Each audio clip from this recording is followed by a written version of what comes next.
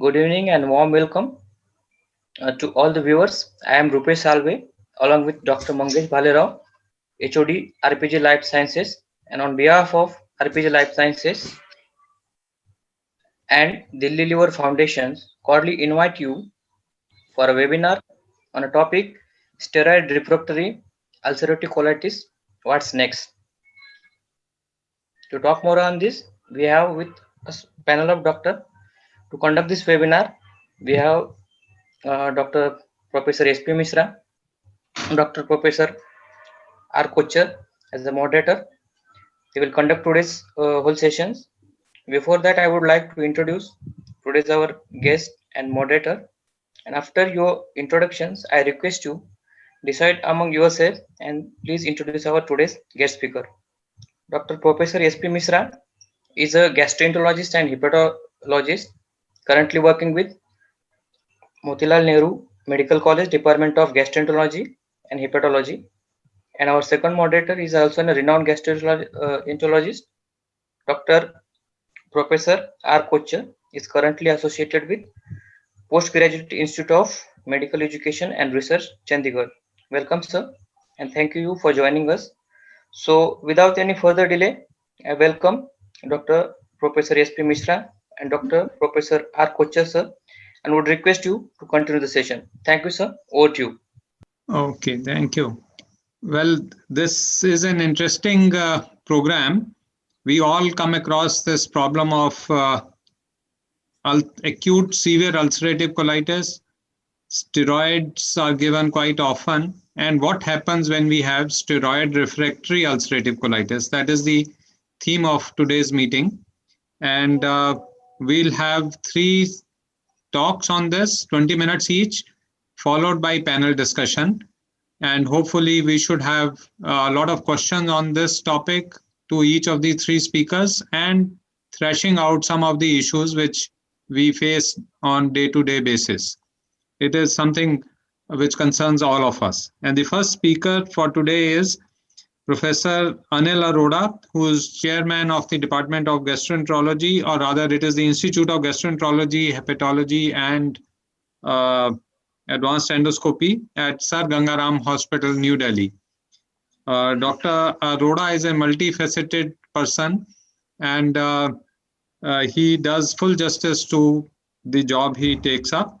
And today he'll be talking on pathobiology, definition and causes in the context of steroid refractory ulcerative colitis. Dr. Arora, please. Thank you, Professor Kochar, for an elaborate introduction.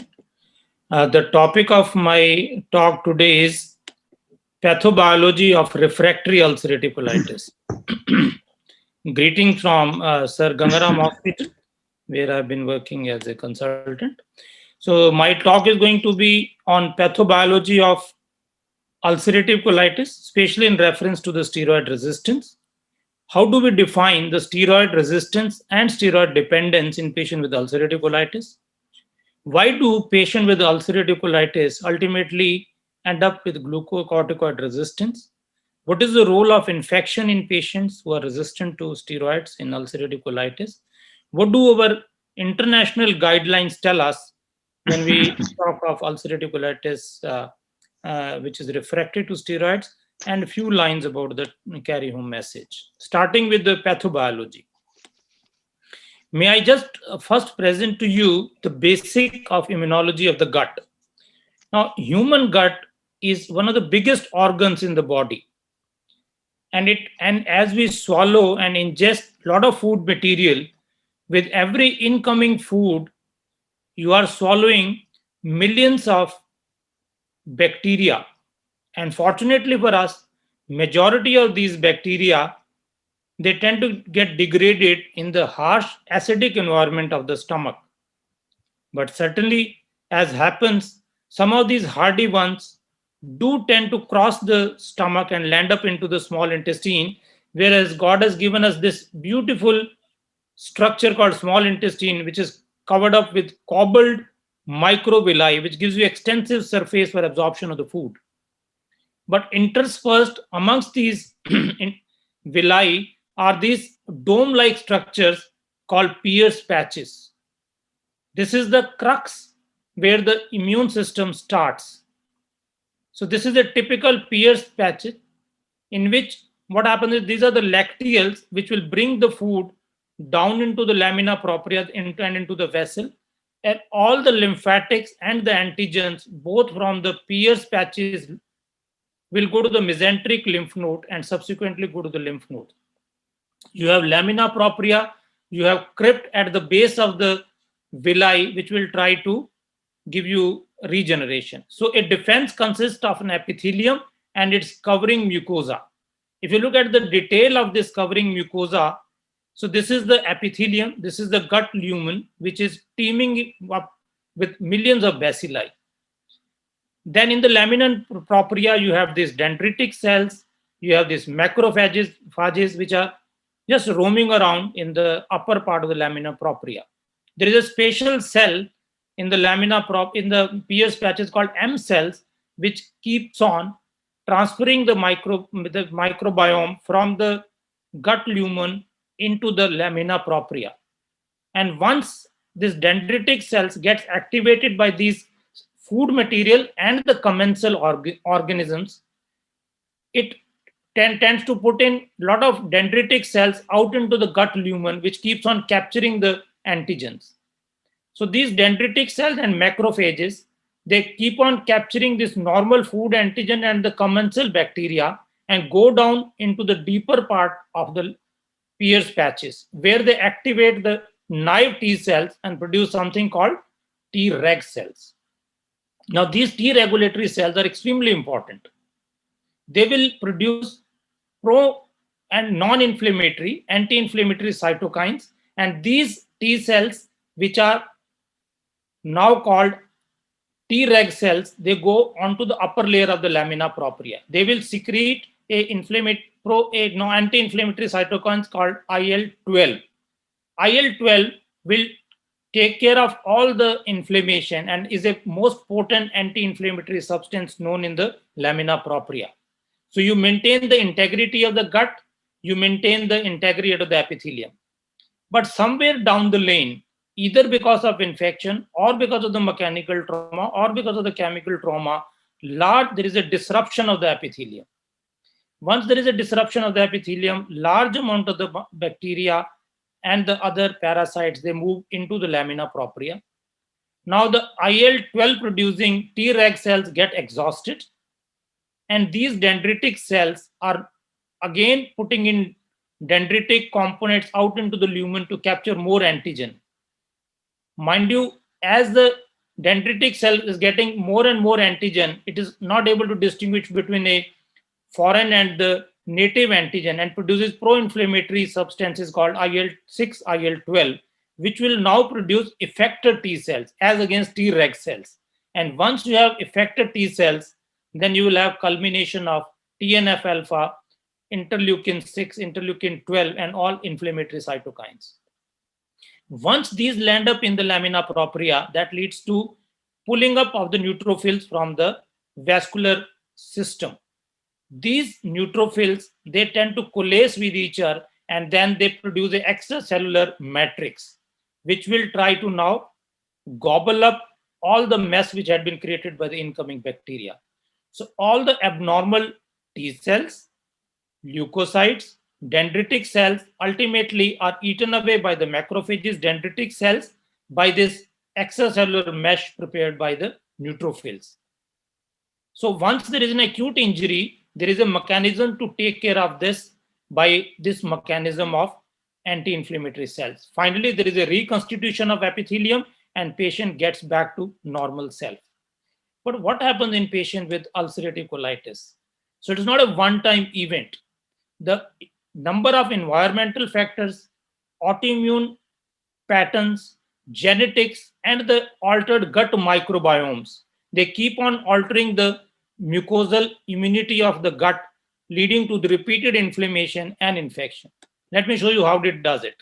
Typically, what happens in ulcerative colitis is that in patients with ulcerative colitis, you have less diversity of the microbiome within the gut. So there are small number of short chain fatty acids. That leads to decreased production of the mucin. So this is the second component of problem in ulcerative colitis. So in presence of decreased short chain fatty acid and decreased mucin, there is a disruption of the epithelial barrier that leads to the breach of the mucosa and transmigration of the bacterial antigen into the lamina propria. So once these antigen get exposed to antigen presenting cell, there is an activation of the neutrophils which come over here from the vascular endothelial system, which I'll show you quickly. So again, neutrophils will try their best to produce an extracellular trap and try to get rid of it. But because of some genetic factor or because of the repeated infection, now you're having transmigration of the cells from the immune system, from the blood out into the lamina propria of the gut. So you have T cells which are coming out, you have neutrophils which are coming out, and once you have Th1 cells, they produce pro-inflammatory cytokines which will keep on perpetuating the inflammation. Another thing which happens in patients with ulcerative colitis is they produce the epithelial cells produce a typical interleukin called IL-36, which has a tendency to suppress T regulatory cells. So the anti-inflammatory cells are getting suppressed, pro-inflammatory cells are getting activated. And finally, you have this substance called NK cells, which has a tendency to disrupt the epithelium. So multiple things are happening. You are having breach of the mucosa, you have suppression of the anti-inflammatory cells, you have a constant bombarding of the epithelium cell and its junction to produce a persistent inflammation, which leads to disordered immune system in the gut. To summarize, the main abnormality driving inflammation in ulcerative colitis involves an exaggerated T cells response, which is called, earlier it was supposed to be altered Th2 response, but now it is called a modified atypical Th2 response, which causes mucosal hyperresponsiveness to so-called commensal bacterial organisms in a genetically predisposed host. That means if you are genetically predisposed, even do commensal bacteria, you will keep on mounting the response. How do these blood cells from the blood system, from the vascular system, come out into the circulation? I think this is an important video to understand.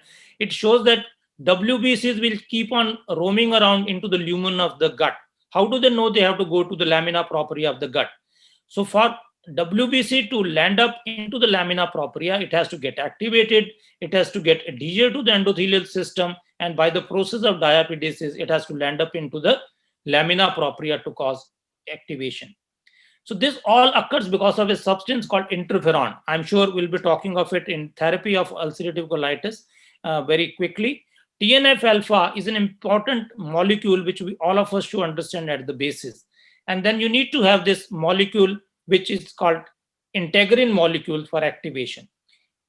Because of the stimulation by the gut microbiota or by interleukins, macrophages produce this substance called interferon alpha. So either by endotoxins or IL-6, you are producing interferon. You are producing TNF alpha. TNF alpha by this enzyme called TACE is split into TNF and its receptor onto the surface. This TNF goes into the circulation. And once this TNF lands up into the circulation, it attaches to the TNF receptor onto the vascular endothelium. The moment there is an activation of the TNF receptor onto the activated epithelium, there is an increased expression of these adhesion molecules, which are called VCAM or MADCAM, that is molecular adhesion molecule 1. So these, if you are able to take care of this interferon by blocking the action of the interferon while it is splitting into the interferon and its receptor, you're able to block this process so that there is no activation of the TNF alpha, and there will be no further stimulation of migration of the leukocytes into the lamina propria. Similarly, if you are able to block these receptors to which the leukocytes attach, that is VCAM or MADCAM1, you are able to prevent the diapedesis of the neutrophils into the lamina propria. So with this mechanism, you are able to prevent the inflammatory activity which occurs in patient with ulcerative colitis. Another mechanism which is important in causation of inflammation in these patients is this substance called JAK or Janus kinase. This is the important set of pro-inflammatory cytokines which are produced by the T cells. Now, this Janus kinase family has multiple cytokines called and intracytoplasmic receptor called JAK1, JAK2, JAK3, and tyrosine kinase TYK2. They have intracytoplasmic component and they have a extracytoplasmic component. The moment you try to stimulate them, you produce a lot of pro-inflammatory cytokines like IL-2, IL-4, IL-7, IL-9, IL-13, IL-15, IL-17, IL-23, and IL-21. So any stimulation of JAK1 and JAK3 will lead to development of inflammatory bowel disease. So if you're able to block this activation of the JAK pathways, which I'll explain you how this JAK produces a pro-inflammatory cytokine, you're able to get rid of the inflammation in patients who have steroid-resistant ascites, steroid-resistant ulcerative colitis. So in patients who have stimulation of the JAK, all JAK receptors have one common pathway, that is they stimulate the formation of the STAT pathways. So any ligand like cytokines, when it attaches to the JAK2 receptors, it stimulates and activates the JAK component of the activated receptor. There is a phosphorylation of the JAK, it becomes activated. Activation of the JAK leads to phosphorylation of the terminal end of this receptor, to which attaches the STAT component. STAT is also getting phosphorylated. Once it is phosphorylated, it will separate away from this complex, and the two molecules of the JAK, they combine together to form a dimer. And once this dimer is formed, it quickly moves to the nucleus and gets attached to the component of the DNA which encodes for the pro-inflammatory genes and pro-inflammatory cytokines. So once you have stimulation of the JAK system, you are producing a cascade of events which will produce pro-inflammatory cytokines. So if you're able to plug the stimulation of the JAK by inhibiting it at this level or at the level of its stimulation of the STAT pathways, you are going to do a human service by decreasing the inflammation. Similarly, if you give steroids to a patient, let's say what happens. If you give steroids to a patient, it will come and attach to the surface of the cell on which it has to act. Once it comes in, it attaches to a glucocorticoid binding protein and lands up in this complex called glucocorticoid receptor, which is typically inactivated by its attachment to HSP 70 and 90. Once glucose is attached, there is a phosphorylation of this molecule, and because of the activation, these inhibitory polypeptides are separated. Once you have an activated glucocorticoid receptor, it goes inside the nucleus and gets attached to a gene within the DNA, which is called glucocorticoid response element of the DNA. What it does is it produces two types of effect. First effect is it will upregulate lipocortin and it will downregulate the transcription of this COX-2. So by upregulation of the lipocortin and downregulation of the COX-2, it is going to cause decrease in the thromboxane A2 as well as in pro-inflammatory cytokines, which lead to suppression of the inflammation. So this is what happens. Once you have a glucose which is entering the cell, it will bind to the glucocorticoid receptor, and once this receptor is activated, it moves into the nucleus and it's in the form of two dimers. Once it enters the dimer, it stimulates a gene called IKB alpha gene and APC1 gene. And what it does is it causes movement of the TNF producing gene out into the cytoplasm. So the sheer activation of the glucocorticoid causes suppression of the TNF producing genes, so that you are not able to now move the corticoid into formation of the pro-inflammatory cytokines. So that is where the steroids are acting. Steroids are basically blocking the formation of the TNF-induced pro-inflammatory cytokines through suppression of the TNF activities. Overall, 1/4 of the patients with ulcerative colitis are steroid dependent, and 1/6 are the steroid resistant cases. So in your practice, if you see ulcerative colitis, almost every second patient will either be steroid dependent or steroid refractory.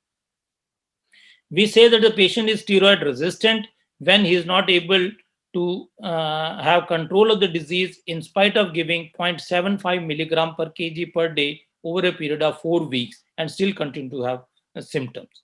Anybody is called steroid dependent if you are not able to taper down steroids to less than 10 milligram per day within 3 months, or if there is a quick relapse within 3 months of stopping the therapy, that is steroid dependent. What are the causes of this dependent? One cause is that there is a decreased cytoplasmic concentration of the glucocorticoid, or there is a problem in the signaling of the glucocorticoid, or there are other mechanisms or other infection which are causing steroid resistance. So these are three major reasons why patients become steroid resistant. One is that there is a activation of the gene called MDR, or multi-drug resistant gene. What it does is, as soon as steroid enters the cell where it is supposed to be effective, it causes extrusion of the corticosteroid. That is the first step as to why patient becomes steroid resistant.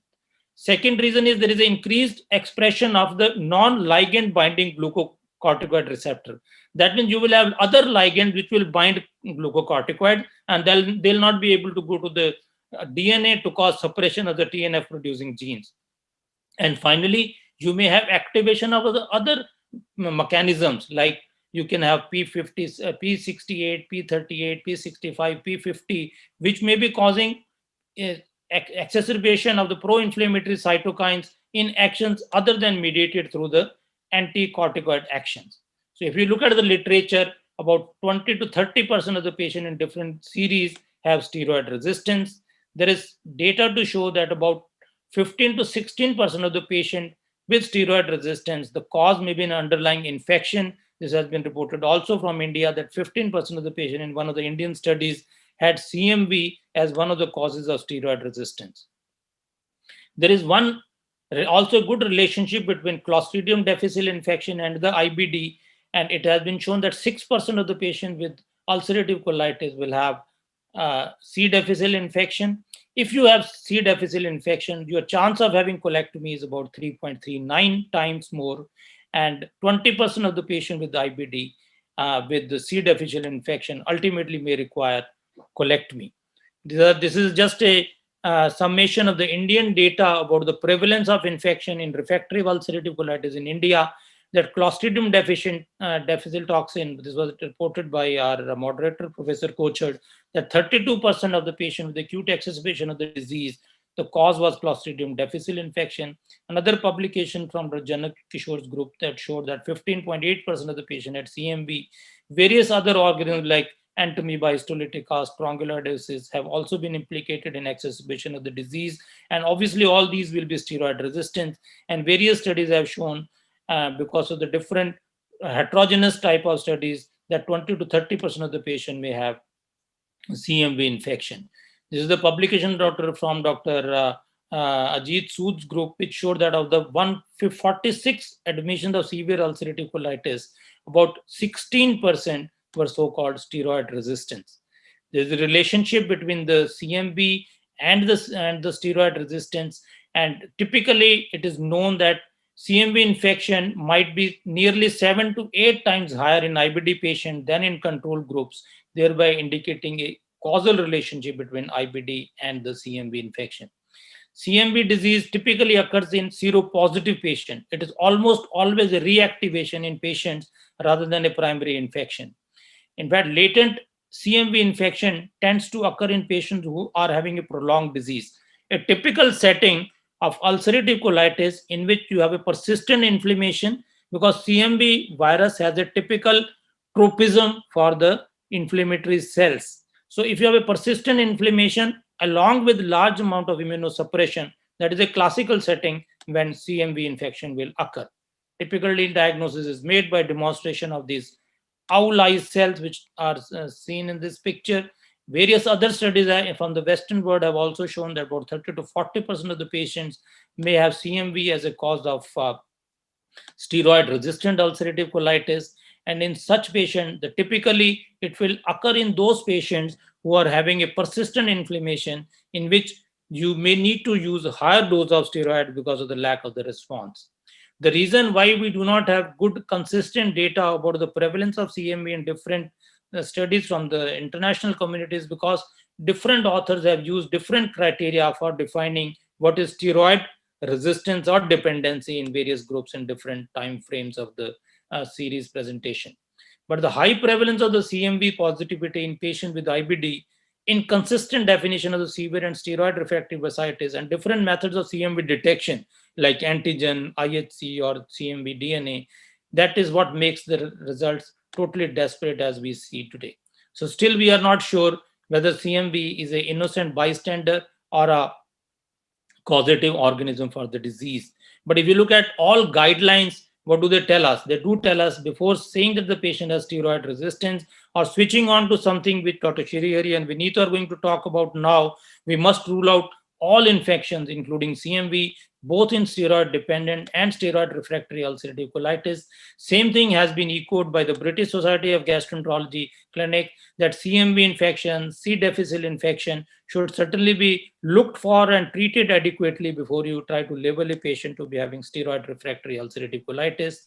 This is the 2020 guidelines from ACG, which has shown that significant proportion of the patient with acute severe ulcerative colitis, which we call steroid refractory, may have an underlying CMV as the cause of the disease. Unless that has been taken care of, we should not say that the patient has a steroid refractory ulcerative colitis. So to sum up, ladies and gentlemen, my take-home message is main abnormality driving inflammation in ulcerative colitis involves an exaggerated T cell response, which is now called modified atypical Th2 response, which causes mucosal hyperresponsiveness to commensal bacteria in genetically predisposed host. So everything is important. So it is an abnormal response to a normal commensal bacteria in a genetically predisposed host. About 40% of the patient with ulcerative colitis at some point of time will either become steroid dependent or refractory. Steroid resistance is said to occur in patients who do not respond to that much dose of steroid for a period of at least 4 weeks. And if you're not able to taper down to a level of prednisone to less than 10 milligram, or if there is a quick relapse within 3 months, that is the definition of steroids dependent. And the key factors for steroid resistance are the increased expression of MDR1 gene, which causes efflux of the glucocorticoid from the cytoplasm, impaired glucocorticoid signaling, and constitutive epithelial activation of the pro-inflammatory mediators, which bypass this pathway of activation. And certainly at all stages, we must rule out CMV infection as well as the other common bacterial infection which cause steroid resistance. Thank you so much. With that, I'll hand over it back to the moderators. Thank you, Dr. Arora, for a very basic introduction to the pathogenesis of IBD, ulcerative colitis, and how steroid resistance develops. I think we'll go on to the next talk, and I'll request Dr. Mishra to introduce the second part. Well, now we have a talk by Dr. Srihari Anikindi on infliximab, adalimumab, or cyclosporin, which one to be used. And this is an important talk, and this will be followed by Dr. Vineet telling us about the newer molecules. So Dr. Anikindi is a consultant at Sir Gangaram Hospital and the Institute of Gastroenterology there. You're on, sir.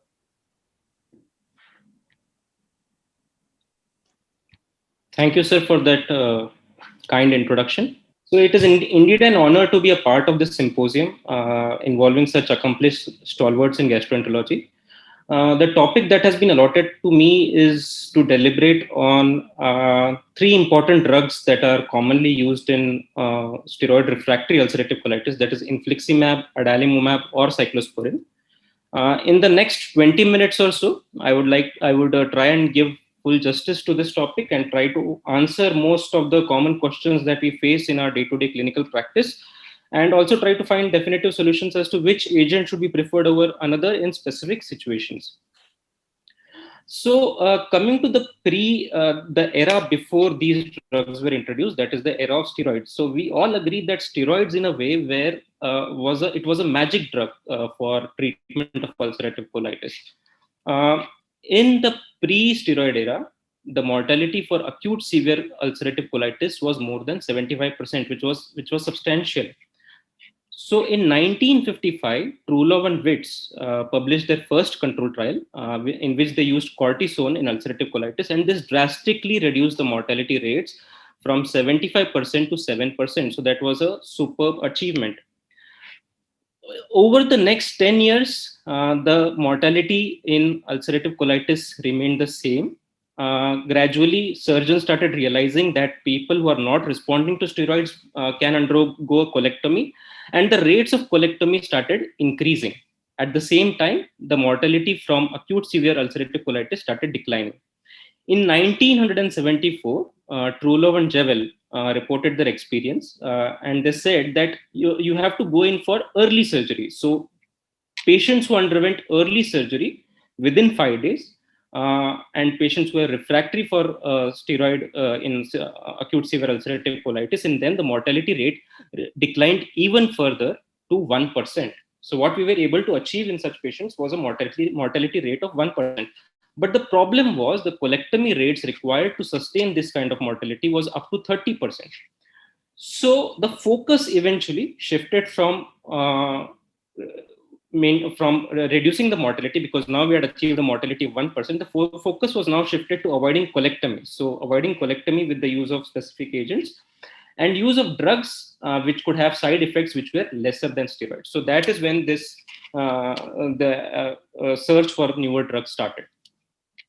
If you see the long-term outcome with steroids, and there was a beautiful study published in 2001 in Gastroenterology. 63 patients who were started on corticosteroids. Out of them, in 1 month, 54% achieved complete remission, 30% achieved partial remission, and 16% had no response or they were refractory to corticosteroids. When these set of patients were followed up for 1 year, prolonged response was seen in 49% of the patients. Steroid dependency was seen in 22% of the patients, and 29% of the patients underwent surgery. So it was this group of patients who required some additional treatment apart from steroids, because they were not responding in the way that they should have. There was another study based on 114 patients who had their complete remission on the first course of corticosteroids, and they were followed up for around 7 years. So they found out that the probability of further corticosteroid therapy as the time increased kept on increasing. So at 1 year, 10% of the patients again received steroids, again required steroids. At 3 years, 29% again required steroids. And at 5 years, 45% of the patients again had to be introduced on corticosteroids. And during this entire duration, 42% of the patients were either steroid dependent, and 17% of the patients were steroid refractory. So when we see the goals of treatment in ulcerative colitis, the present goals that we have is to achieve and maintain remission of disease activity.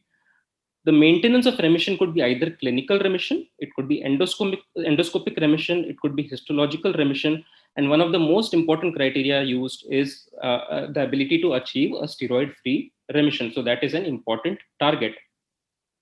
Now, when we talk of steroid refractory ulcerative colitis, as Dr. Anil had just mentioned, there are two categories of patients. One is a steroid resistant, or also sometimes called as refractory in a few studies. So these are the patients who do not respond to the initial steroids. What do you mean by initial steroids? The steroids which have been given at a dose of 0.75 to 1 milligram per kg, body weight of prednisolone equivalent for 4 weeks, or they have been given IV steroids, which could be IV hydrocortisone 100 milligrams 6 hourly, or IV methylprednisolone 60 milligrams per day for 1 week. So despite this dose of steroids, they have not responded. The other category of patients is steroid dependent UC. So these are the patients who have initially responded to steroids, but then they cannot be tapered off. So they cannot be tapered off to an equivalent of dose, which is equal to prednisolone 10 milligram per day within 3 months, or once they have stopped the steroids, they relapse within the next 3 months. So these are the two categories of patients when we talk of steroid refractory ulcerative colitis. So to discuss patients with ulcerative colitis who are not responding to steroids could either be acute severe ulcerative colitis patients who are refractory to IV steroids. They could be moderate ulcerative colitis patients who are usually on oral steroids and they are now refractory to these oral steroids. Or the third category could be steroid dependent ulcerative colitis. So in these three category of patients, which are the three drugs most commonly used, cyclosporin, infliximab, and adalimumab, which one and how they are to be used? So as Dr. Anil had briefly discussed, infliximab and adalimumab are anti-TNF and agents So infliximab is a chimeric agent which utilizes mouse as well as human antibodies against TNF alpha. It has a half-life of 9.5 days.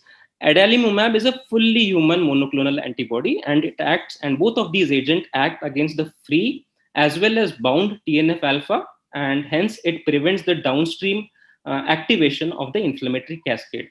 On the other hand, cyclosporin is an agent which inhibits an important enzyme called calcineurin, which is responsible for activation of several inflammatory markers, most important amongst which is interleukin 2. The half-life of cyclosporin is much less, it is around 8 to 24 hours. Because these agents would be used very commonly in clinical practice, I would just like to discuss in brief regarding the major aspects of these drugs. Infliximab, the route is intravenous. Adalimumab is given as a subcutaneous dose. Cyclosporin is initially given as an intravenous dose and then oral. The induction dose for infliximab is 5 milligrams per kg at 0, 2, and 6 weeks, followed by a maintenance of 5 milligram per kg every 8 weeks. Adalimumab is given at 160 milligrams subcutaneously at 0 weeks, then 80 milligrams at 2 weeks, followed by a maintenance of 40 milligrams every 2 weeks. For cyclosporin, it is started as a dose of 2 milligram per kg per day, up to some studies have used 4 milligram per kg per day to maintain essentially a trough level of 150 to 250 nanogram per ml. IV dose is used maximally for 7 days. In responders, you switch to oral, which is given at a dose of 4 milligram per kg per day. I'm giving all this information because most of this information could be used in deciding between the regimens that are used. The induction time for infliximab is around 7 days, for adalimumab around 14 days, and for cyclosporin is around 4 days. Several studies which have been published show the reactivation rates of tuberculosis with infliximab in India or the Southeast Asian region would be around 4 to 14%, with adalimumab slightly lesser at 3 to 10%. The Western studies give the reactivation rates to be much lesser at 1 to 3%. Not a significant reactivation rates with cyclosporin are seen. The pregnancy category for infliximab and adalimumab is category B, whereas for cyclosporin it is category C. A rough estimate would be an induction cost requirement for infliximab would be around 2,50,000 rupees, followed by a maintenance of around 50,000 per month. Adalimumab would be costing somewhere around 1,50,000 for induction, followed by a maintenance of 45,000. And cyclosporin would be costing around 50,000 for induction and maintenance for, not exactly maintenance, but the oral doses which are used for 3 months would be costing around 6,000 rupees. So this is a rough estimate. Before starting infliximab, what has to be seen? You have to screen for active or latent TB. The investigations used are chest X-ray, MANTO, or interferon gamma release assays. Viral markers, whether there is any evidence of sepsis or ongoing infection. Checking for heart failure is very important because in patients with NYHA 3 or 4 category of heart failure, it is completely contraindicated. In NYHA 1 and 2, it could be used with caution. It should not be used in people who had a previous hypersensitivity reaction to infliximab. Patients with seizure disorder, demyelinating disease, you have to be careful. Immunization history is one of the things which is most oftenly neglected by most of us. So adult immunization is an important topic before we start with biologicals, and that has to be looked into. The adverse events with infliximab, I have only mentioned those adverse events which have an incidence rate of more than 10%, includes the development of anti-nuclear antibodies, antibodies to dsDNA. Upper respiratory infection, respiratory tract infection is fairly common. Abdominal pain, infusion-related reactions, diarrhea, headache, and mild elevations of ALT. For adalimumab, again, screen for active or latent TB, check for viral markers, see for sepsis or ongoing infection, and see for immunization history. The adverse events, injection site pain is a very common feature. Upper respiratory tract infections are again common. Increased creatinine phosphokinase, headache, and rash are seen. For cyclosporin, 2 important things apart from infections that have to be seen. You have to be very sure of the blood cholesterol levels, because if the blood cholesterol levels are less than 115, it is contraindicated.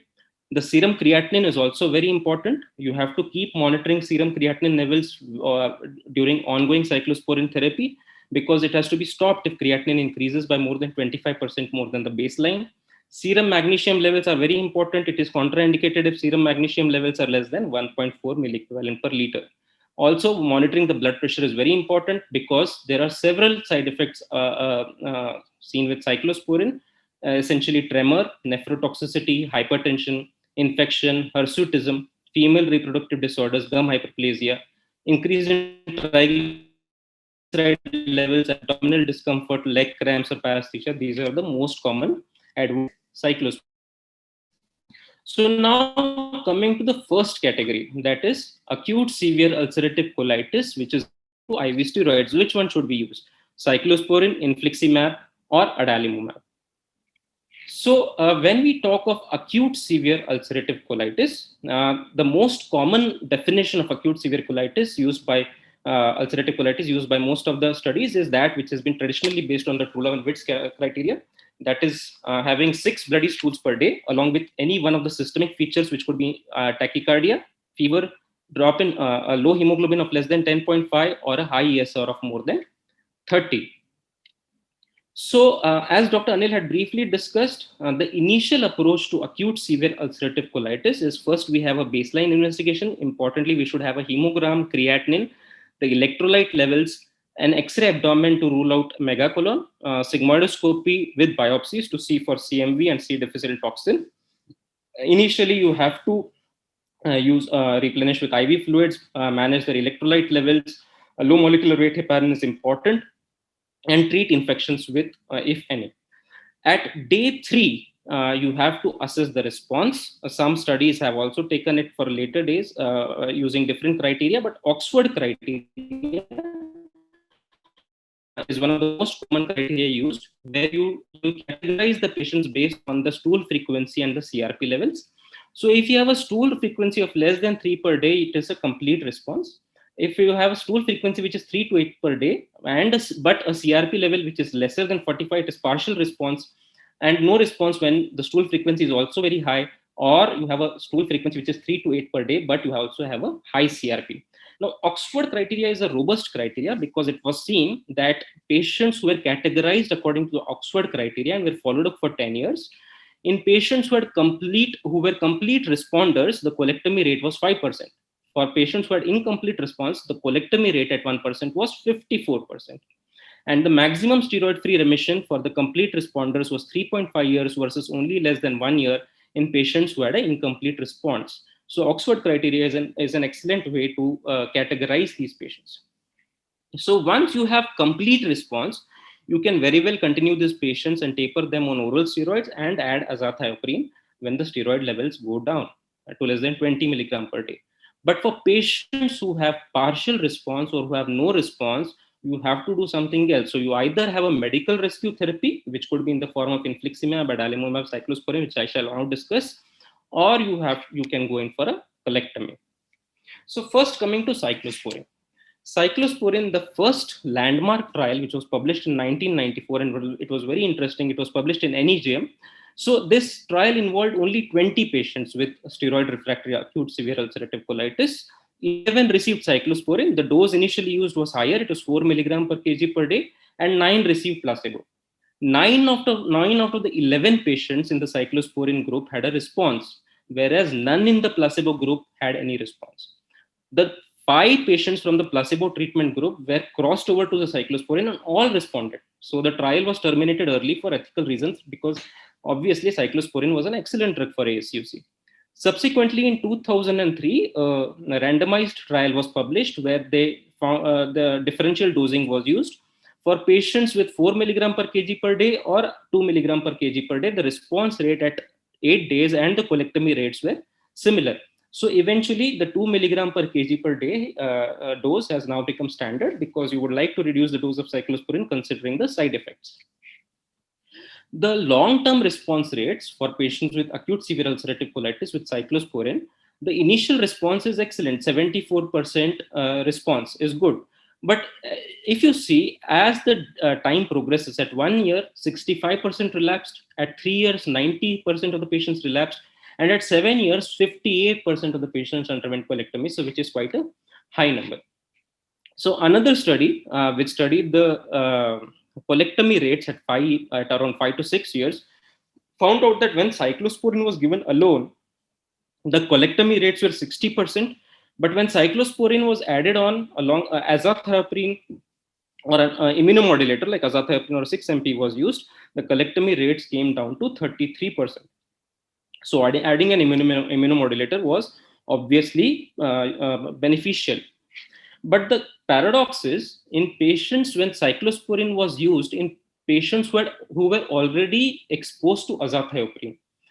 So in patients who were de novo, who were not exposed to azathioprine, the colectomy rates were lesser as compared to no colectomy. But patients who were already in azathioprine, the colectomy rates were higher as compared to patients who did not undergo colectomy. So in ASUC patients already on immunomodulators, the likelihood of needing a colectomy following treatment with cyclosporin is higher than among those in whom immunomodulators are started later, that is after the cyclosporin has been started. So this is an important point. The most important concern with cyclosporin is that side effects are pretty common. Minor side effects are seen in around 30 to 50% of the patients, even in the short term. So cyclosporin should be used preferentially as a bridge to immunomodulators, which can then be used as a maintenance therapy to reduce the exposure to cyclosporin as much as possible. So how cyclosporin is given? You give 2 milligram per kg per day at the beginning when cyclosporin is used. You see for response at day 7. In patients who respond, you switch to oral cyclosporin at a dose of around 4 milligram per kg per day. Keep seeing the trough levels. It should be maintained between 150 to 250 milligram mg per ml. And you also add azathioprine. At 3 months, you stop cyclosporin and continue the patient only on azathioprine. For patients who do not respond, you could either go for colectomy or any alternative RX, which we shall discuss later. Now coming on to infliximab. Infliximab in steroid refractory ulcerative colitis, the first open label study was published in 2001, where they studied the role of infliximab in 6 patients with steroid refractory ASUC. And they found out that a single infusion at 5 milligram per kg showed marked improvement in all patients. And 4 out of the 6 patients were in long-term remission at a median follow-up of even 5 to 6 months. In 2005, there was a randomized control trial used of infliximab, and they found out that the colectomy rates in patients who had received infliximab were much lower as compared to patients who had received the placebo. One important thing that they also noticed was the maximum benefit of infliximab was seen in patients with moderately severe disease than those with the most severe disease. So patients who had relatively moderately severe disease had better responses as compared to the more severe category of ulcerative colitis patients. Also, in contrast to cyclosporin, the prior exposure to thiopurines did not affect the outcome of patients treated with infliximab. So the prior exposure to immunomodulators does not matter. The long-term follow-up if you see, of infliximab in patients with steroid refractory ulcerative colitis, at 1 year, the colectomy rates were 25%, which is quite less as compared to cyclosporin. At 5 years, it is also 39%. So if you compare the colectomy rates with cyclosporin, the initial colectomy rates might be similar, but as time progresses, as patients are maintained for a longer period of time, the colectomy rates with infliximab are much lower as compared to those patients on cyclosporin. So this is a definite advantage. So what is the current scenario with the use of infliximab? With the use of infliximab, we are now seeing that the mortality rates have remained the same, but the colectomy rates have been gradually declining with time, and more and more studies are available, which give us long-term follow-up of these patients, the colectomy rates are lower as compared to other agents. There are certain caveats, however, when you use infliximab. There are certain factors which might negatively affect outcomes with infliximab. Studies have shown that an increased baseline CRP of more than 20, high CRP to albumin ratio, that is high CRP, lower albumin, you have a poorer response. If you have a high baseline Mayo score, that is higher inflammatory activity at baseline, the outcomes might be negative. So what is the reason for this? So if you have a high inflammatory load, it also means that a higher load would be required to neutralize the excessive TNF alpha that might be present in the circulation. These patients usually have lower serum albumin levels and also an inflamed colon. which allows easy efflux of the infliximab in the colonic lumen and hence the fecal loss of the drug. Increased fecal loss, increased clearance causes low drug concentrations to act, and because the lower drug concentrations are present, the anti-drug antibodies increase, and thus immunogenicity against infliximab increases. So, based on this scenario, there have been studies which have tried to use accelerated infliximab in steroid refractory ulcerative colitis. In 2015, Gibson et al. Reported that he used an accelerated regimen of infliximab, where he used 3 doses of infliximab over a period of 2 weeks. And he reported that at 3 months, the colectomy rates were 40% in the conventional dosing group, but it was only 6.7% in the accelerated regimen, so it was clearly less. However, later on, a meta-analysis which has been published, they have reported that the outcomes are not better with an accelerated infliximab regimen. There is an ongoing comparative RCT, head-to-head RCT with different infliximab induction regimens for acute severe ulcerative colitis, and we should have clearer answers after we get the results of this trial. Also, it is important to understand that the action of infliximab or the results with infliximab or any other anti-TNF agent also depends on the body weight of the patients. So this is a recently published, in 2020, this was published. This is a meta-analysis which has observed that the obesity increases the odds of failure of anti-TNF therapy. And this is especially so in patients with ulcerative colitis. So they have said that obese ulcerative colitis patients might require higher doses in the anti-TNF treatment. So now we have discussed regarding cyclosporin and infliximab. So are there any head-to-head trials which have compared cyclosporin versus infliximab directly in ESUC? Yes. The CYSIF trial, it was a RCT which used thiopurine naive patients, and they used 5 days of IV, and these patients were steroid refractory. They found out that the response to treatment at day 7 were 85% in both the groups, that is both in cyclosporin as well as infliximab. The treatment failure and colectomy rates at around 3 months were also similar between both the groups. That is, early colectomy rates were also similar between both the groups. And so none of these agents were superior to each other for early outcomes. Now, if an agent does not work, can we switch between infliximab and cyclosporin? So the study was published in 2009. Where 86 acute severe ulcerative colitis patients with failure to rescue therapy with either infliximab or cyclosporin. So 65 patients were administered infliximab after cyclosporin failed, and 21 patients had cyclosporin after infliximab failed. The problem was there were several adverse events. 33% of the patients underwent colectomy within 3 months, and 1/3 of the patients of the entire cohort had adverse events in the form of infections. So this switching over is not recommended now. To the best of my knowledge, adalimumab for acute severe ulcerative colitis, there is no published trial yet. The utility might be questionable because adalimumab has a longer onset of action as compared to infliximab, and you have a fixed non-weight based regimen. You have a fixed dose of adalimumab, which might not work in these severely inflamed patients. So just to summarize, this was a beautiful chart published in one of the papers by Dr. Vinny. Summary for steroid refractory ulcerative colitis: how do you decide between cyclosporin and infliximab? See for comorbidities, whether the patient is azathioprine exposed or azathioprine naive. See the inflammatory load. More severe disease, you might prefer cyclosporin over infliximab. In obese patients, again, infliximab might have lesser outcomes. And patient preferences are also important, considering the cost, considering the side effect profile. So cyclosporin, either cyclosporin used or infliximab used, you see the response at day 4 or day 4 to day 7. In cyclosporin, if you have an adequate response at day 7, switch to oral cyclosporin. And as I said, maintain on azathioprine after 30 days. With infliximab, if you have adequate dose, you can continue infliximab maintenance and add azathioprine as a maintenance. So now coming to the next category of patients, that is moderately severe ulcerative colitis who are refractory usually to oral corticosteroids, and steroid dependent ulcerative colitis. Now, which agent should be used? In cyclosporine, infliximab, or adalimumab?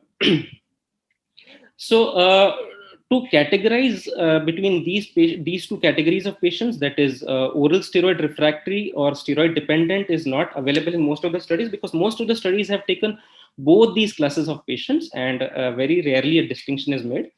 However, there was one study which focused exclusively on steroid dependent ulcerative colitis.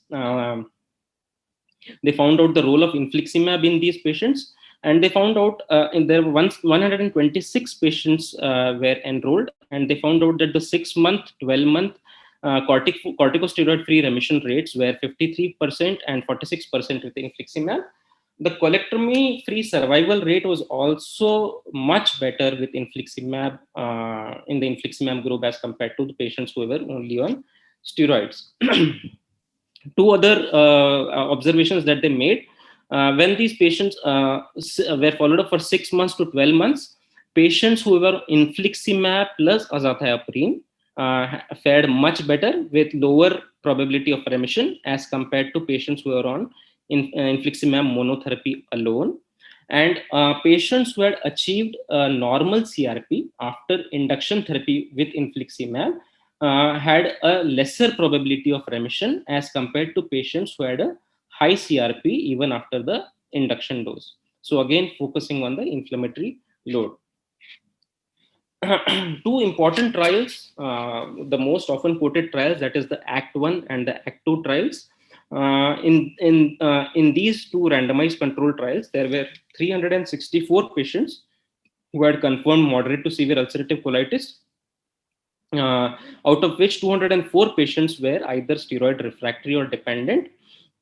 You can see that the infliximab rates, the response to infliximab, that is the clinical response at week 8, the clinical remission at week 8, the corticosteroid-free remission at week 30, and the corticosteroid-free remission at 1 year is much better in infliximab as compared to placebo in both these trials. The use of adalimumab, the ultra trials are the most popular and most often quoted randomized controlled trials. I have chosen Ultra 2 trial because they had the clear distinction of patients who are steroid refractory or dependent. In the Ultra 2 trial, the 494 patients with confirmed moderate to severe ulcerative colitis were taken. Out of that, 292 patients were either steroid refractory or steroid dependent, and the response rates with adalimumab at week 8, both response and remission at week 16, and corticosteroid-free remission at 1 year were significantly higher in the adalimumab group as compared to placebo. Now, if you compare infliximab with adalimumab, if you compare the results of these two trials, people have tried comparing the results by matching the several confounders, and you could reach to a conclusion that infliximab has better response rates as compared to placebo in both these trials as compared to adalimumab. So the response rates at week 8 or the corticosteroid-free remission rates at 1 year seem to be better with infliximab or adalimumab, but this comparison might not be justified because both were separate cohort of patients with different characteristics. So are there any head-to-head trials which have been done between infliximab and adalimumab? A recent trial, which was published in Medicine, did a head-to-head trial between infliximab and adalimumab, and they found out that the overall response rates at week 14 were almost equal between both infliximab and adalimumab in terms of both clinical response rates, steroid-free remission rates, and mucosal healing. And the responses also at 1 year, that is a clinical response, the overall remission, steroid-free remission, mucosal healing, were both equivalent in both these infliximab as well as adalimumab. So there is not much to choose between these patients. Another article just published recently in Nature.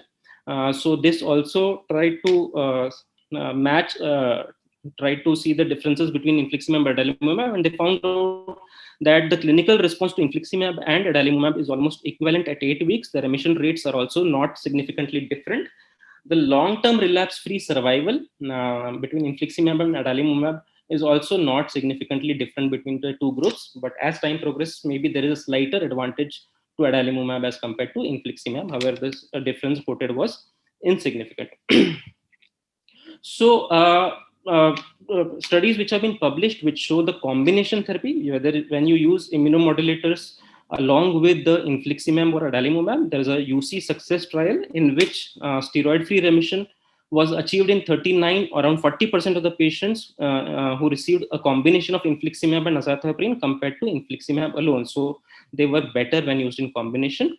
For adalimumab, there is a RCT which has been published for Crohn's disease. In ulcerative colitis, it is possibly still not there. For Crohn's disease, there was a greater endoscopic remission in favor of combination Rex. So synopsis for steroid dependent or steroid refractory patients who are moderate on oral steroids. For oral steroid refractory or steroid dependent ulcerative colitis, both these agents might be equivalent to each other. So eventually, it all boils down to the patient's preferences. There is no clear advantage of one agent over the other. Patient preferences in the terms of convenience or cost might play a predominant role in choosing between these two patients. So to conclude, effective medical rescue therapies are available for treatment of steroid refractory ulcerative colitis. For IV steroid refractory ulcerative colitis, infliximab and cyclosporine are equally effective as rescue therapy to reduce colectomy rates in the short-term follow-up. Mortality rates remain unchanged with the use of these drugs. The choice may be guided by underlying comorbidities, presence of obesity, prior immunomodulator exposure, higher disease burden, and the patient or physician preference. Infliximab is superior to cyclosporine at avoiding colectomy in the long-term follow-up. So infliximab has an advantage over that. For steroid dependent and steroid refractory moderately severe ulcerative colitis, infliximab and adalimumab have equal efficacy, and choice may be guided predominantly by patient or physician preference. Thank you very much. Thank you, Dr. Srihari. We'll have questions later on, and may I invite Dr. Kochhar to invite Dr. Vineet Ahuja, please. Yes, yeah. So we had a very elaborate talk by Dr. Srihari, and now what is available beyond infliximab and adala is what Dr. Vineet Ahuja is going to tell us. And we have a molecule coming every few months, and this is something interesting, and probably will get a definitive treatment in not too distant future. So I'll request Dr. Vineet to talk about these two compounds, vedolizumab and tofacitinib, when and where to use in the context of steroid refractory or resistant ulcerative colitis. Dr. Vineet. Thank you very much, sir. Thank you, sir, and good evening, everyone. So I'll be talking about these two new molecules, vedolizumab and tofacitinib. So I thought that as clinicians, there are 3 points which are very important to us whenever we want to use a drug. That is efficacy in a given situation, how good it is going to be, is it going to be safe, and cost is always a factor. No matter whether the patient is rich or poor, cost always remains a factor because these are drugs which have to be given for practically a very long duration of time. So just a few slides on how do these two drugs act. The reason for that is because that helps us to understand subsequently when we talk about the situations where they're going to act. When we talk about vedolizumab essentially is a lymphocyte trafficking inhibitor. You have lymphocytes in the bloodstream, and they have to go to the site of inflammation in the lamina propria. So as a result, they have receptors on the lymphocytes have receptors which are alpha-4 beta-7 integrin receptors, and there are receptors on the endothelium known as the MAdCAM1 receptors. When there is interaction of these two receptors, the lymphocytes are able to go across the endothelial wall and reach the site of inflammation and cause inflammation. However, if you block these receptors with the help of vedolizumab, which is an alpha-4 beta-7 inhibitor, the lymphocytes are not able to reach to the lamina propria. Now, vedolizumab has a long half-life. It has a half-life of roughly around 25 days. Infliximab has a half-life of around 7 to 10 days. Secondly, vedolizumab acts on alpha 4 beta 7, which are gut receptors. So it has a gut homing action. It has a long half-life, it has a slow onset of action, but it maintains the action very well. And at the same time, if you are planning surgery, remember that this long half-life means that there will be a longer weaning of time which will be required. Now, vedolizumab targets only one main side receptor, that is alpha 4 beta 7, whereas when we talk about tofacitinib, it has mechanistically, it has two advantages. One is that it can target multiple cytokines. Secondly, it is an oral small molecule in terms that it can be given orally.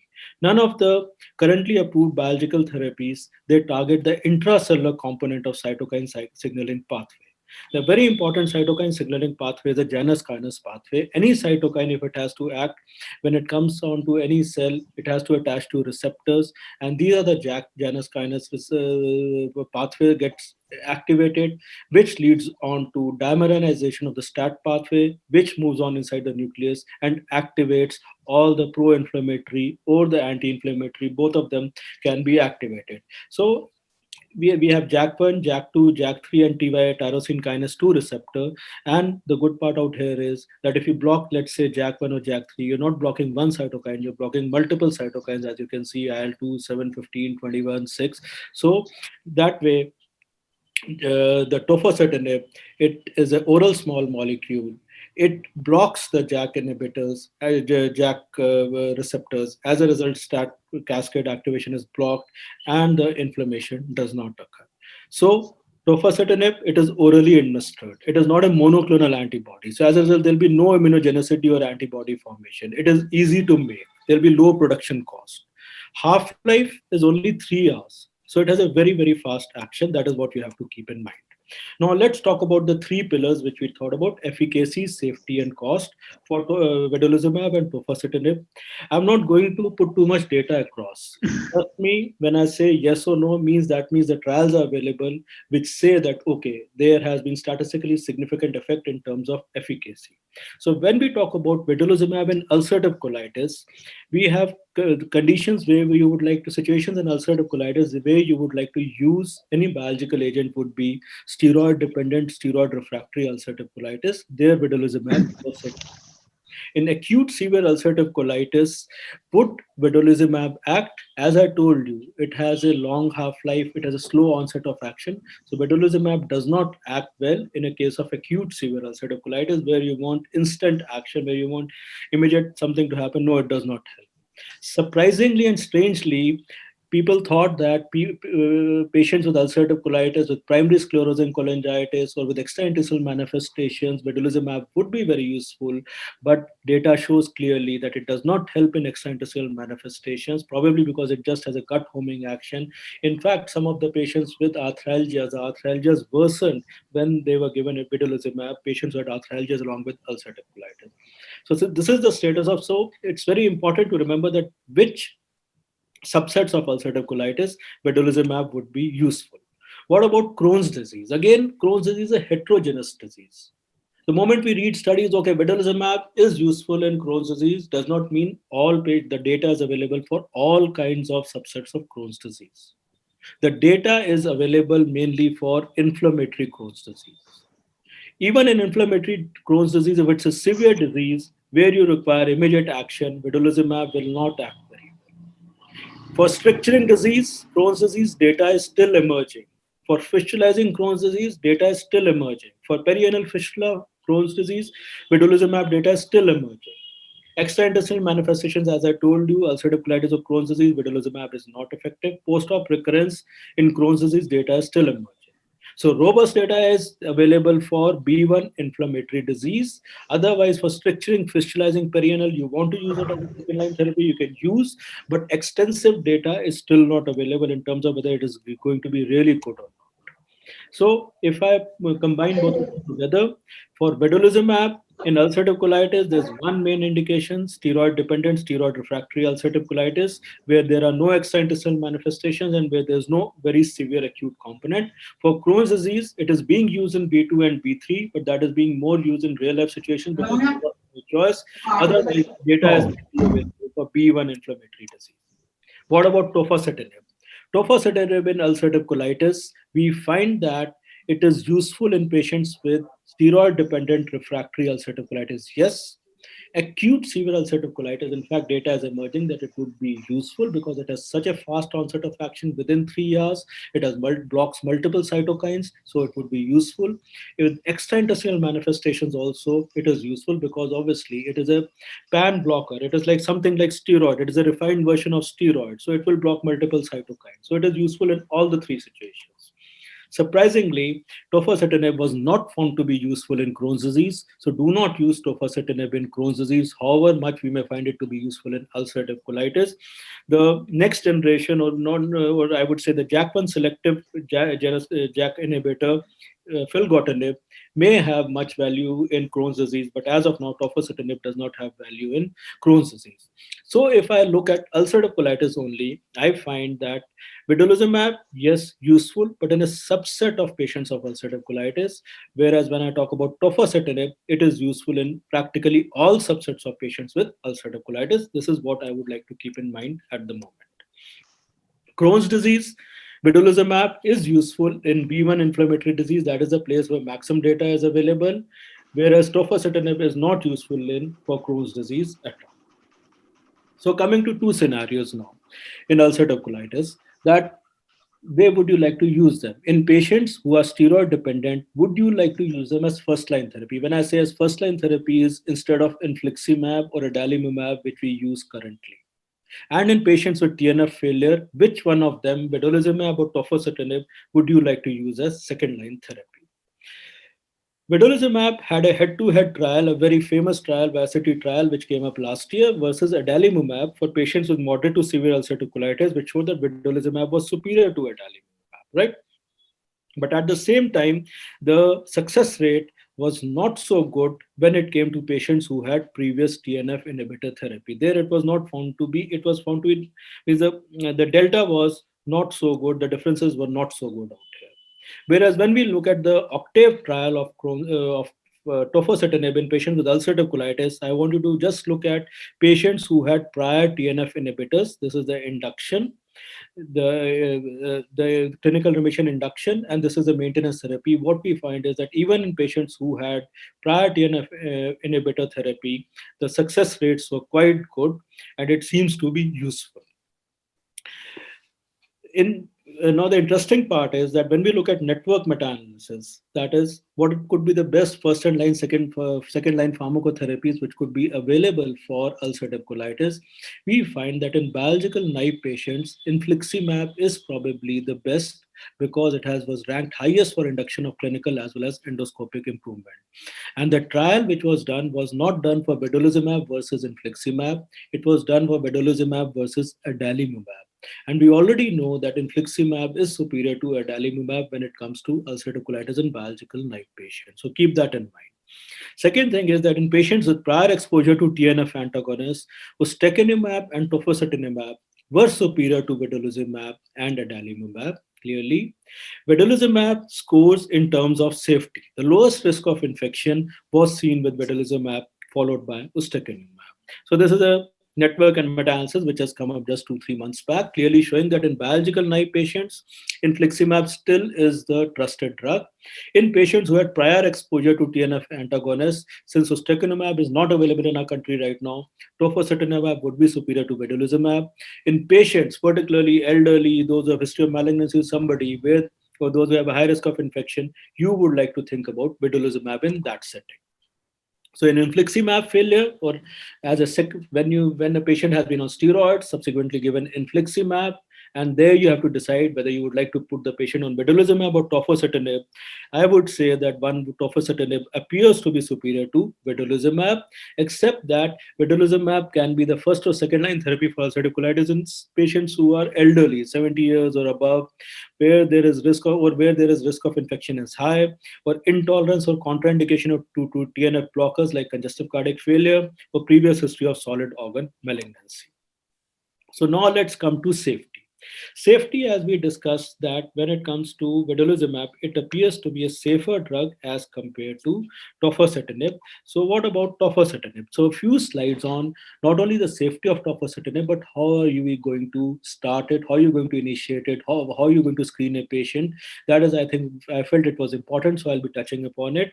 Screening before tofacitinib is same as screening for any patient when you start the patient on biologics. You have to look for latent active TB. You have to look for history of herpes zoster and chickenpox. That is important, particularly for tofacitinib. And you have to look for risk factors for venous thromboembolic disease. Besides that, the normal hemoglobin levels and lymphocyte counts and ALT, AST need to be done. Tofacitinib is contraindicated in all patients, pregnancy as well as lactation. Contraception should be advised for women of childbearing potential if they go on tofacitinib, and it should be maintained till 4 weeks after the last tofacitinib administration. For vedolizumab, again, the data for pregnancy is emerging. It is still sketchy data. We still think it is safe, but we are not very sure that it is safe. But for tofacitinib, it is very clear not to be given in pregnancy. How to give tofacitinib? There's an induction phase, maintenance phase. Induction phase is 10 milligrams BD given for 8 weeks. If the patient shows benefit, then generally you decrease the dose and give it 5 milligrams BD subsequently for as long as you have to give. So 10 milligrams twice a day for 8 weeks, and thereafter 5 milligrams twice a day thereafter. Remember that the drug metabolism is affected by cytochrome CYP2C19, etc. So CYP3A inhibitors like ketoconazole or fluconazole and all, there you have to reduce the dose of tofacitinib. Rifampicin is a CYP inducer, so it may decrease the efficacy of tofacitinib. Do not combine tofacitinib with cyclosporin or tacrolimus. In patients with hepatic and renal impairment, decrease the dose up to 50% if there is moderate renal failure or moderate hepatic failure. When you started a patient on tofacitinib, you need to check for the CBC initially. Subsequently, after 4 to 8 weeks, not only you check for the complete blood counts, you also check for lipids. And besides that, you're monitoring for two important things. One is infection in the form of herpes zoster. Second is venous thromboembolism, because it seems to predispose to venous thromboembolism. In fact, the major side effects for the serious side effects which one has to look for in tofacitinib is venous thromboembolism or thromboembolic events. And second side effect which one has to look for is herpes zoster or activation of herpes zoster infection. Besides that, there may be cytopenias or increase in the lipid level derangement. So the main side effect, as I said, told you, was to look for is herpes zoster reactivation. However, the important thing to remember out here is that it generally occurs with higher doses, 10 milligram BD. With 5 milligram BD, the chances of acquiring herpes zoster infection are less. There is a risk for DVT, deep vein thrombosis or pulmonary thromboembolism, but it is not very high. Again, this is dose dependent and occurs when the patient is on induction therapy, that is 10 milligram BD. So if you're planning to put on tofacitinib and there is time to plan therapy, then it is better to give herpes zoster vaccine, particularly in anybody who's over 50 years of age. In India, only live attenuated vaccine is available, Zostavax. Subcutaneous, 8 to 10,000 rupees, to be given 1 to 2 months before initiation, since it's a live vaccine. The recombinant vaccine is not available. Then is that in patients, you have lipid profile changes, but remember they are responsive to statin therapy. That is something one would not be too much worried about. In fact, if you look at real life experience of tofacitinib in UC, we find that patients and venous thromboembolism occurred in, just like it did not occur in fact in this series also. Both these side effects are actually related to 10 milligram BD dose. Tofacitinib, as I told you, is a short half-life, 3 hours. Action within 3 days. Post-operative complications are less. May be useful as a second-line therapy, in fact, in acute severe ulcerative colitis. It not only reduces symptoms within 3 days, it has been seen that case series are emerging where people have used in acute severe ulcerative colitis patients, and the dose used is a little bit high in the sense that people have used up to 30 milligrams a day for 3 days, and they have found that it has been beneficial in patients who had failed to infliximab therapy. So that is it. So if I were to combine all of them, I would say tofacitinib offers advantages in terms of over vedolizumab, in terms of that you can, patients with extraintestinal manifestations, with concurrent inflammatory diseases, you would like to give tofacitinib. It's an oral drug, so easy to use, short half-life, no immunogenicity, and most importantly, clinical response is independent of previous TNF exposure. On the flip side is there is a risk for thromboembolism, there's a risk of herpes zoster, and there's a risk for infection, and it should not be given in pregnancy. So efficacy, safety, we have covered both of them. Finally, obviously cost, because I feel cost is, in fact, sometimes you would say, okay, cost is just 10-20% of magnitude in terms of taking a decision. I would say, at least in our setting, in a government hospital setting, it would be more than 50% in terms of making a decision. So what are the cost differences? Vedolizumab comes with the brand name Kintelis. Takeda costs 70,000 rupees for 300 milligram vial. Induction dosing 0, 2, and 6 months, no, weeks. Sorry for the mistake, 0, 2, and 6 weeks. Maintenance dose every 8 weeks. So the cost would roughly range somewhere between 5.2 to 5.7 lakhs a year. Besides that, cover for the hospitalization cost also for infusion each time. Each time the patient would have to be admitted for a few hours for infusion. Subcutaneous vedolizumab is still not available in our country. Tofacitinib came up last month or 1 or 2 months back. These are many companies are making it. I think it has essentially come out mainly for patients with rheumatoid arthritis and dermatological conditions.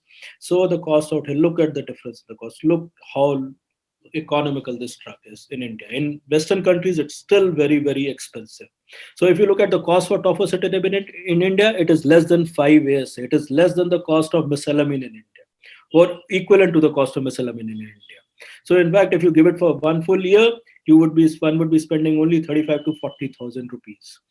So if I put it all on a chart, ulcerative colitis, vedolizumab or tofacitinib, I find that the indications tofacitinib covers are much more than what vedolizumab covers. In terms of it, not only looks at steroid-dependent refractory, it also looks at ulcerative colitis with extraintestinal manifestations. It probably can be tried out in acute severe ulcerative colitis. Case series are emerging, and it is obviously a better drug than vedolizumab as a second-line therapy after infliximab failure. The niche area where vedolizumab would be, safety profile is better. So elderly, history of malignancy or CCF, there you would like to think about it. Ease of administration, I don't think there is any debate out there, because oral tablet is much easier for the patients than thinking of procuring an injection and walking all the way to the hospital and getting it injected. Cost, again, the figures speak for themselves. There's a huge difference out here. Crohn's disease. Now, the Crohn's disease, clearly, just to remind you that tofacitinib is not effective, so there vedolizumab, but again, the data is there for B1 inflammatory. It is not that vedolizumab should be the second-line therapy blindfolded in all cases of Crohn's disease. No, most of the data is for B1 inflammatory, rest of the data is still emerging. And finally, I would say I put up a provocative slide because something specific for India. This is what happened to hepatitis C virus in India when sofosbuvir, which was so expensive in Western countries, and it came out in a generic form in India, and actually transformed the whole situation out there. So why we talk about tofacitinib as compared to vedolizumab? Why don't we talk about today? Why can't we think about tofacitinib as a clearly first-line therapy after steroids have failed, as a substitute for infliximab? Compare infliximab and tofacitinib. They have similar efficacy. They have a similar adverse event profile. Ease of administration is better for tofacitinib as compared to infliximab. And obviously, tofacitinib is highly economical as compared to infliximab. So this is some food for thought that I'll leave you with. Thank you so much for your attention, please. Thank you, Vineet. Thank you all three for wonderful lectures and a lot of information packed into a very short time. Can we have the questions and answers? I think there are some questions over here. I'll read them out. Dr. Jaina asks, is there any role of directly acting oral anticoagulants in management of ulcerative colitis? Is there any role of anticoagulants? Oral anticoagulants. direct acting, Yes, DOACs. Yeah, only when whenever 1 to 2% of patients have a thromboembolic disorder, so there you have to give or a direct, you can give direct oral acting anticoagulants. Besides that, when acute severe ulcerative colitis, there you do not give DOAC, there you would just give prophylactic heparin. When the patients are taken up for surgery, that is the single most important factor when patients will develop a thromboembolic disorder after surgery or within 3 months after surgery. So there you have to anticoagulate, whether you give warfarin in that setting or you can give a DOAC. But otherwise, in patients who develop pulmonary thromboembolism or thromboembolic disorder as an extraintestinal manifestation, which occurs in 1 to 2%, their DOAC is needed. Vinit, will you use heparin or use Clexane? So we generally, when it comes to patients who are of acute severe ulcerative colitis, we use Clexane unless until the patient is having severe bleed, then you can give heparin. Okay. Second question is from Dr. Deepak. Is it of any advantage in adding AZA to when you start anti-TNF therapy? I should answer. So AZA is been useful in patients with infliximab. There you can give for 6 months to 1 year, but stop it after 6 months to 1 year and continue just with infliximab. Adalimumab, most of the data suggests that it is not useful. Some data has come out which shows that okay, you may add, but in generally adalimumab it has not been found to be useful. Vedolizumab definitely not. Tofacitinib definitely not. So only in infliximab definitely yes. And again, not indefinite, that if patient is on infliximab for 3 years, you give the patient azathioprine also for 3 years. In fact, you stop azathioprine after 1 year or something and let the patient continue on infliximab. There are many questions on consultation. I don't know how they got in this seminar. Vinit, why is that tofa is useful in ulcerative colitis and not in Crohn's? So, because in the sense that if things were so simple, then we would have been taking care of corona also. Like, so, right now, also all you are doing is keeping him. So, tofacitinib is a JAK1, JAK2, JAK3, and tyrosine kinase inhibitor, whereas filgotinib is only a JAK1 inhibitor. So what happens is that when you have tofacitinib, so it blocks all the cytokines. So there are certain beneficial cytokines and there are certain harmful cytokines. In terms of that, it will also block IL-10. It blocks both type 1 and type 2 cytokines. So since it is going to block all the cytokines, so as a result, some of the beneficial cytokines will be getting blocked. So that could be the reason. Otherwise, it remains purely speculative. But filgotinib seems to be providing some advantage in the initial trials which have come up. So people feel that this is because of the selectivity of JAK1 receptor that it is providing the advantage. No, my question was, why is it useful in ulcerative colitis and not in Crohn's? So what's the mechanism there? So the mechanism remains the same, that it inhibits the cytokine signaling pathways. So it inhibits completely. But we do not know exactly what is the reason it is not useful in Crohn's. But again, a kind of drug which is like tofacitinib, that is filgotinib, which is a selective JAK1 inhibitor, that seems to be useful in Crohn's disease. So that could be one of the reasons. And Vinit, what about use of tofacitinib in a patient who has already had herpes zoster? Who has had herpes zoster? So and here the vaccine may not work. So I'm not very sure about it, sir, in the sense that whether the patient would develop antibodies or not. In terms of if a patient has had chickenpox, let's say, there the patient has an IgG antibody, there you can easily give infliximab, because in the sense that you don't need to vaccinate the patient, you know that the chickenpox should not get reactivated. Herpes zoster, I'm not very sure about it, but in the sense I don't think I'll be able to give a correct answer. And Dr. Arora, again, you elaborated a lot on the mechanism of that. So main thing what I learned from you is that it's basically a genetic disease. So all three of you, do you think genetics entering into treatment of ulcerative colitis soon? Problem is it does cause, you see, you may be predisposed to produce so many, MDR1 is one classical example in which there is an exacerbated response of efflux of the glucocorticoid, which may be responsible for lack of response to glucocorticoid. This is a genetic defect. And a lot of genes may get activated because of the continuing ongoing inflammation. And the basic relationship of the HLA, its response to the incoming antigen, and the balance between pro-inflammatory cytokines like IL-6, IL-12, IL-13, and IL-23 may be in total disarray as against anti-inflammatory cytokines like IL-10. So this all may be genetically mediated. Suppose you have more anti-inflammatory response, and even if there is a breach of the epithelial mucosa, it doesn't matter, because you see your anti-inflammatory component, as I showed you in my video, will take care of it.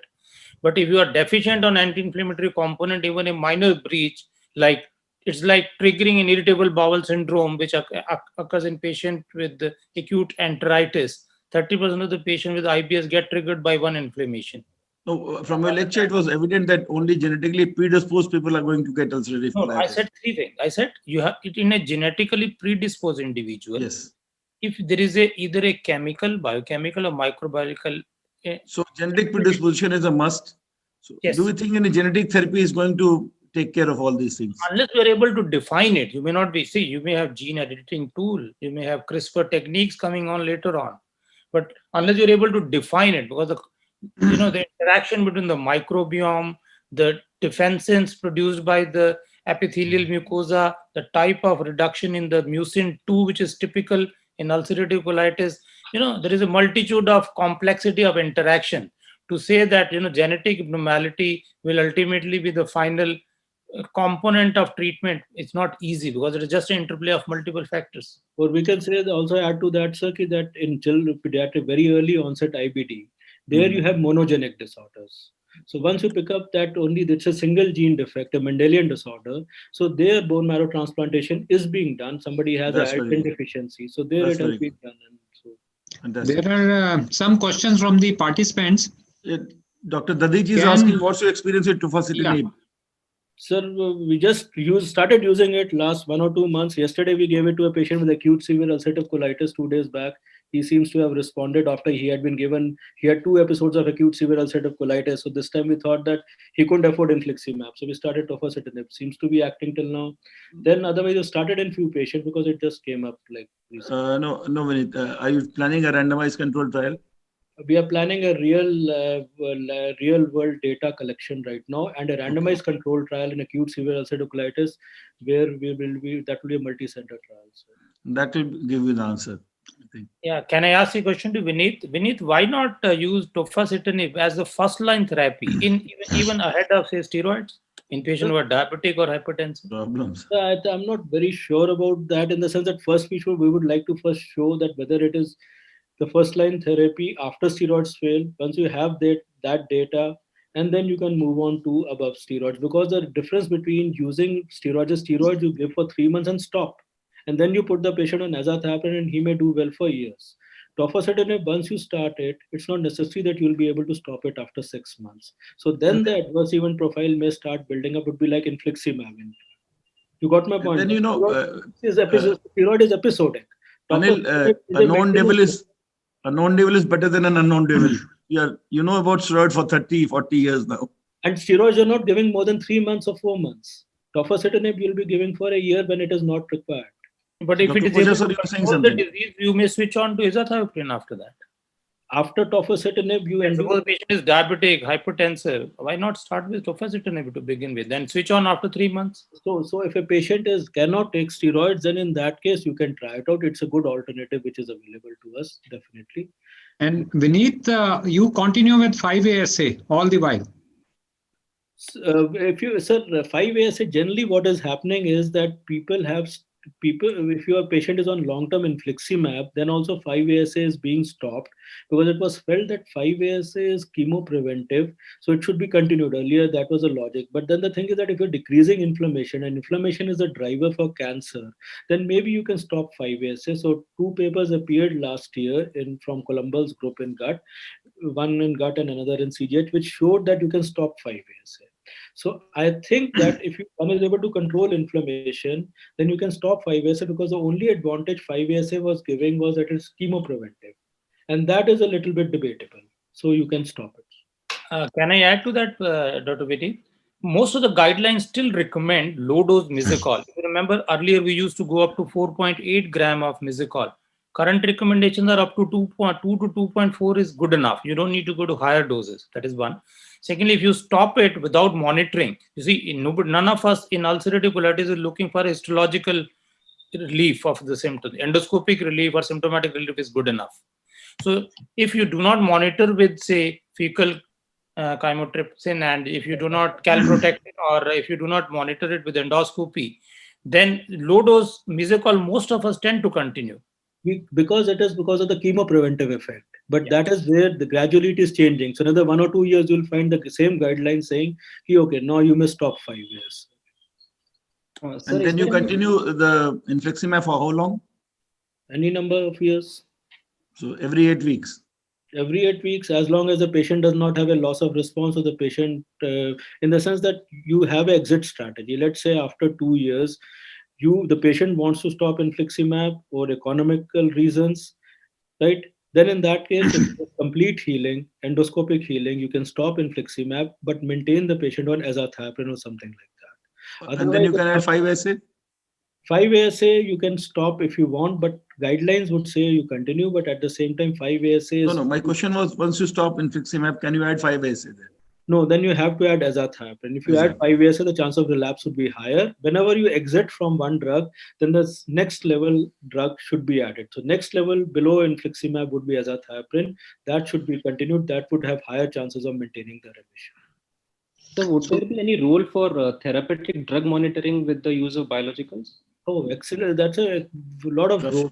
Rough levels It have has to to be, because if you measure their drug levels, whenever the patient is doing well, you don't need to measure them.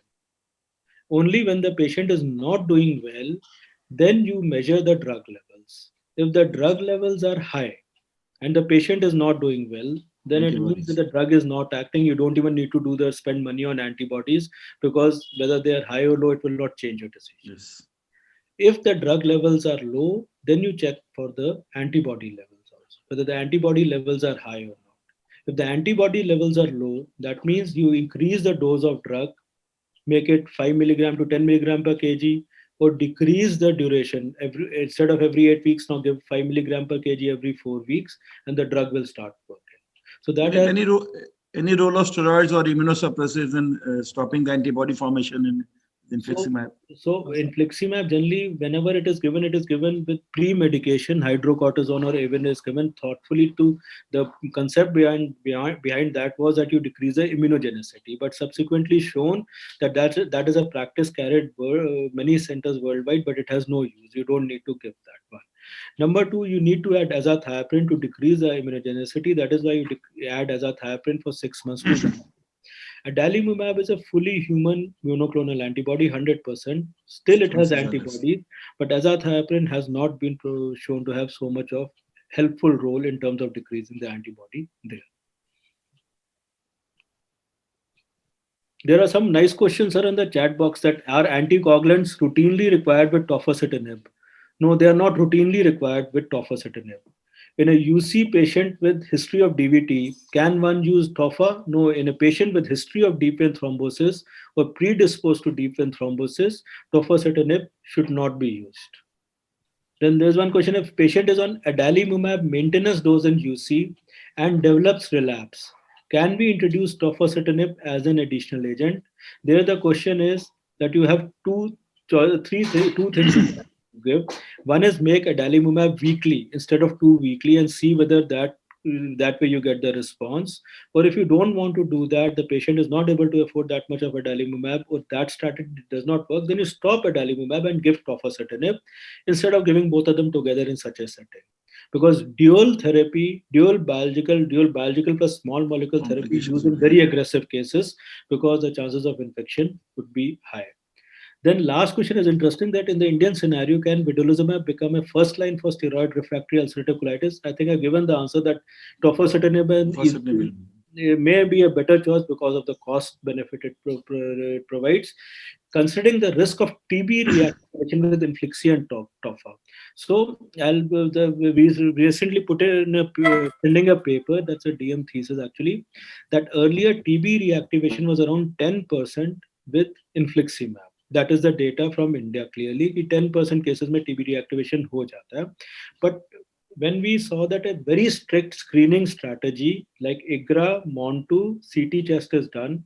And on CT chest, even if you find old healed COX, calcified lymph node, then also you start the patient on INH. Or in other words, you have a very strict screening strategy and a low threshold for starting INH, then the risk of TB dropped down to practically 1%.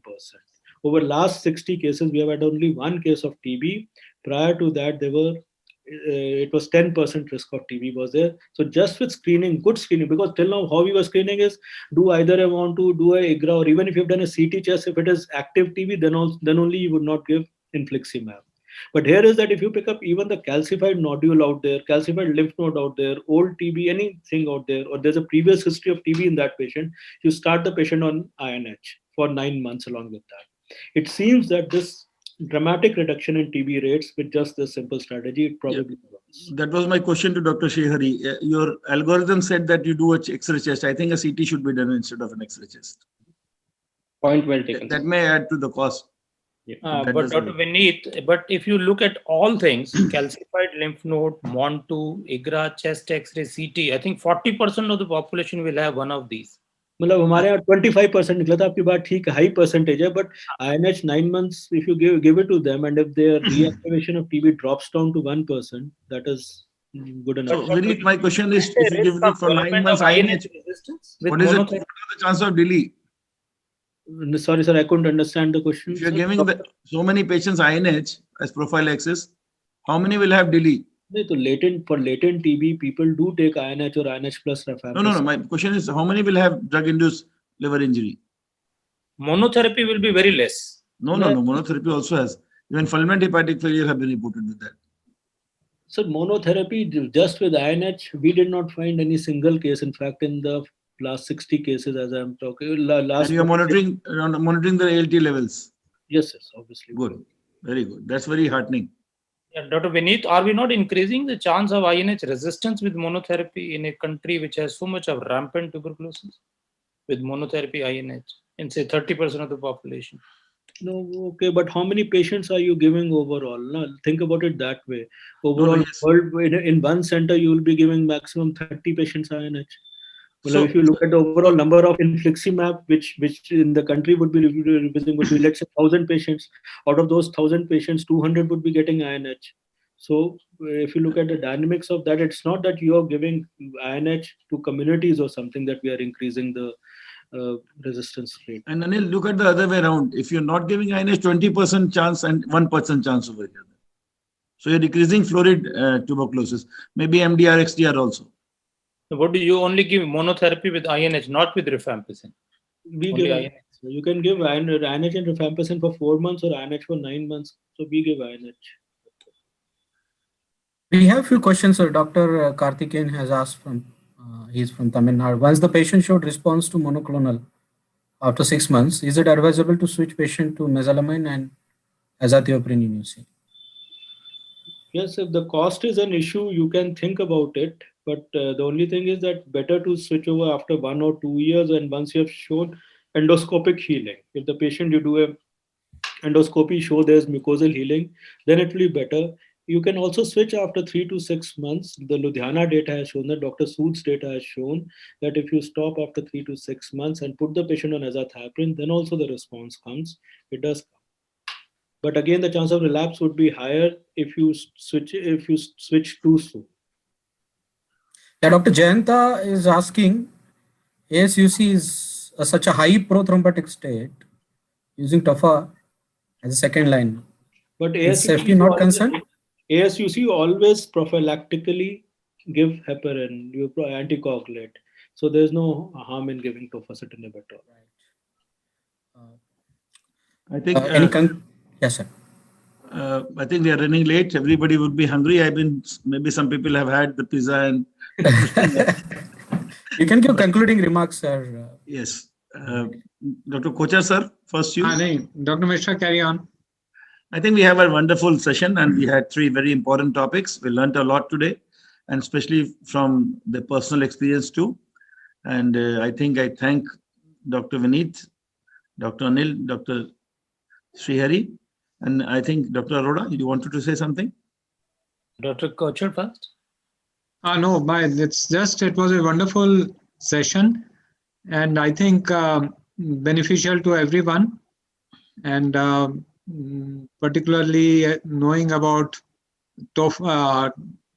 what TOFA has, tofacitinib is, if available at this cost, is going to be a revolutionary thing. It will be a game changer, I think. Yes, exactly. As Vineet said, that like for hepatitis C, we may have something totally different for our patients. So that will be something great.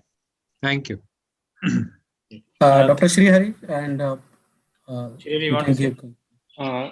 In fact, for me, it was more of a learning. It is always a pleasure to listen to Dr. Vineet and his immense knowledge. And the best part of being a part of this webinar is listening to him. So I'm really grateful to Professor Vineet Ahuja for his wonderful talk. Also, Dr. He'll also say the same thing.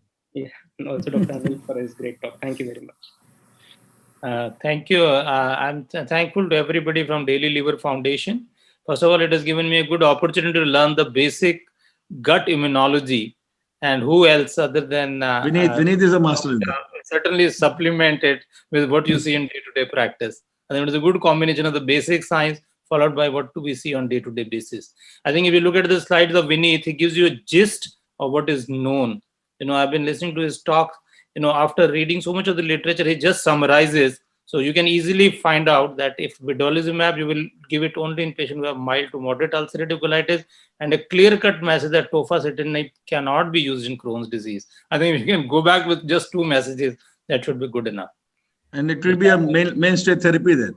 Yeah. For ulcerative colitis. And maybe we are switching over from, we are just getting it higher up in the ladder of usage in terms of its cost, in terms of its safety and easy availability, and the fact that it can be used it can be given orally. These are the advantages of it.